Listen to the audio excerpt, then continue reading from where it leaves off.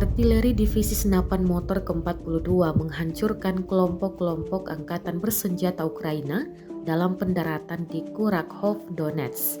Rekaman penyerangan beredar di Telegram pada Kamis, 6 Oktober 2022. Dalam keterangan unggahan, disebutkan pasukan Ukraina bermanuver di sepanjang sabuk hutan, namun tetap dihantam artileri Rusia.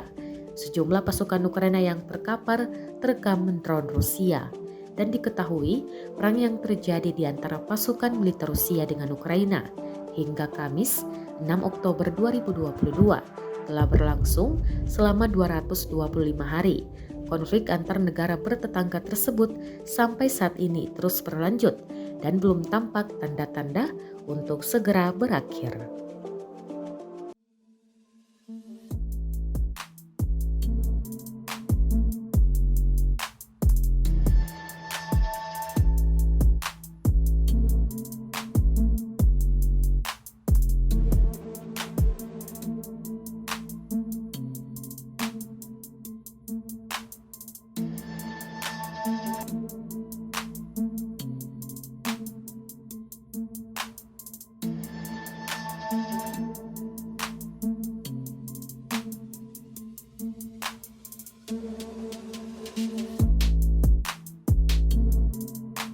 Terima kasih sudah nonton.